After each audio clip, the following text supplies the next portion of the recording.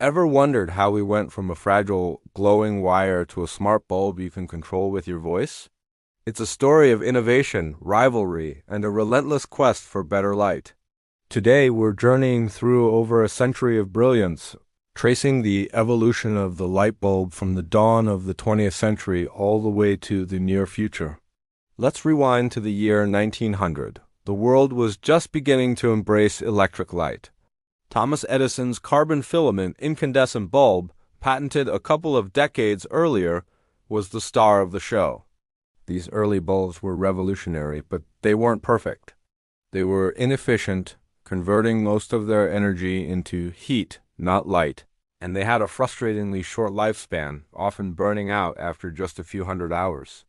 But they were a miracle compared to the gas lamps and candles they replaced, banishing the dark and extending the day for work and leisure. The early 1900s became a hotbed of lighting innovation. Scientists and engineers were in a race to find a better filament material than carbon. The breakthrough came in 1904 when European inventors developed a tungsten filament. Tungsten was a game changer. It had a much higher melting point than carbon, which meant it could glow brighter and last significantly longer without burning out. General Electric, a company co-founded by Edison himself, acquired the patent for this new tungsten filament in 1906. They began marketing these new superior bulbs under the brand name Mazda. No, not the car company. The name was inspired by Ahura Mazda, the Zoroastrian god of light. These tungsten bulbs were twice as efficient and lasted much longer than their carbon predecessors, marking the first major leap forward in lighting technology for the new century. But the innovation didn't stop there.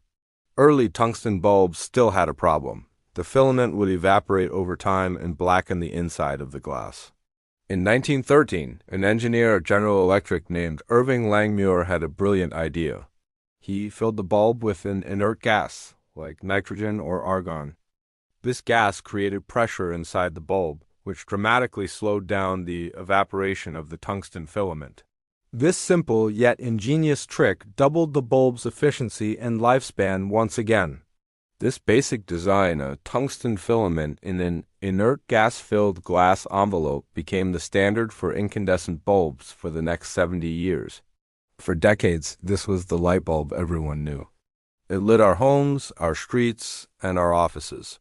It was reliable, cheap to produce, and did its job well. There were minor improvements like frosted glass to reduce glare, but the core technology remained largely unchanged. The focus shifted from making the bulb better to making it cheaper and more accessible to everyone. The incandescent bulb became a symbol of modern life, an everyday object we took for granted. Then, the 1970s arrived, and with them, a global energy crisis. Suddenly, the inefficiency of the incandescent bulb became a major concern. Remember how they wasted most of their energy as heat? With energy costs soaring, the world needed a more efficient way to produce light. This crisis sparked the next great revolution in lighting. Enter the compact fluorescent lamp, or CFL. The basic idea of fluorescent lighting wasn't new. It had been used in commercial spaces for decades in the form of long tubes. But the challenge was to shrink that technology down to fit into a standard light socket. In 1976, an engineer at General Electric named Edward Hammer figured out how to bend the fluorescent tube into a spiral shape, creating the first viable CFL. However, these early CFLs were expensive and bulky. It took until the late 1980s and 90s for the technology to mature and for prices to come down.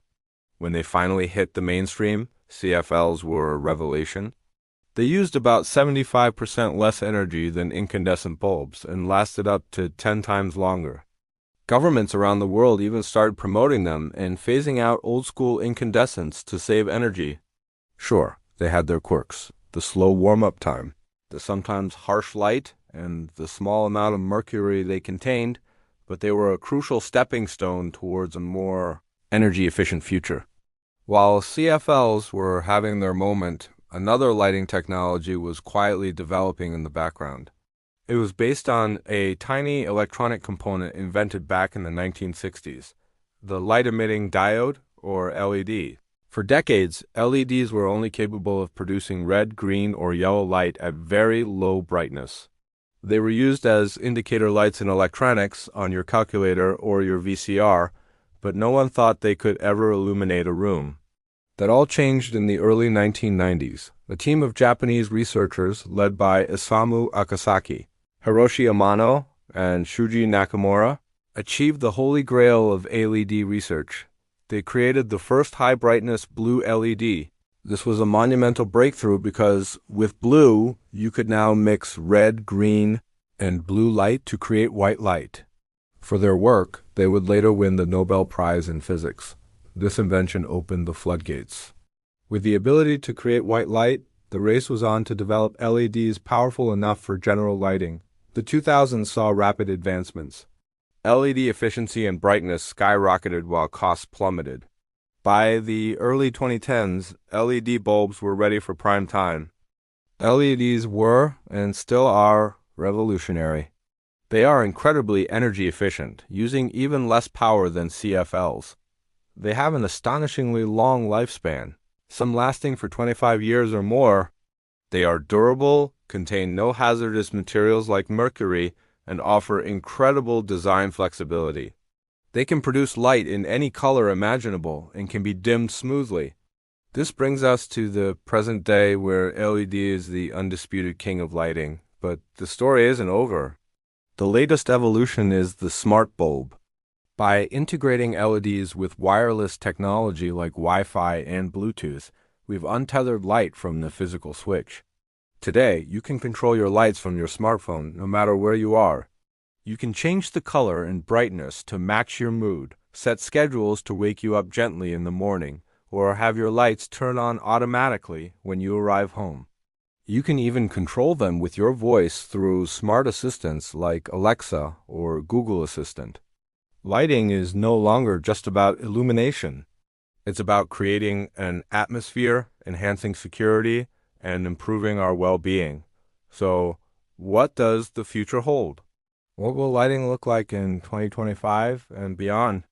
The trend is towards even greater integration and intelligence. We're seeing the rise of human-centric lighting systems that automatically adjust the color temperature and intensity of light throughout the day to mimic natural sunlight. This can help regulate our circadian rhythms, improving our sleep, mood, and productivity.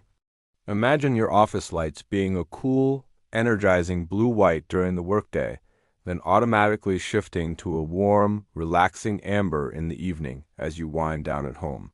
This isn't science fiction. It's already happening. We can also expect lighting to become more deeply integrated into the Internet of Things. Your lights might flash a specific color to notify you of an important email, sync with your music for an immersive entertainment experience, or even communicate with other smart devices in your home.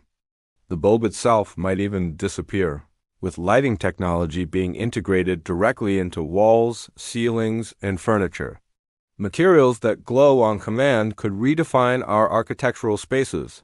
From a simple hot wire in a glass bubble in 1900, we've come to intelligent, connected systems that are an integral part of our digital lives. It's a journey from just seeing to feeling and experiencing light in a whole new way. The next chapter is just beginning to be written, and it promises to be the most brilliant one yet. Thanks so much for watching. What do you think is the next big thing in lighting? Let me know in the comments below.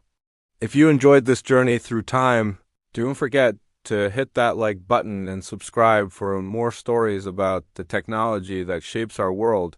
See you in the next one.